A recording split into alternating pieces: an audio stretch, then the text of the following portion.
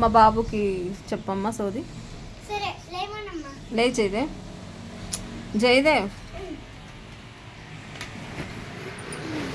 బాబు నీ పేరు జయదేవ్ కదబ్బా? కాదమ్మా పద్మ అమ్మ.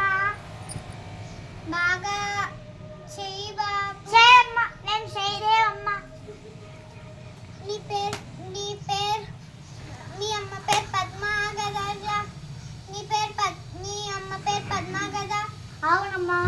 మీ నాన్న పేరు నాగార్జున కదా? నాన్న అవునమ్మా.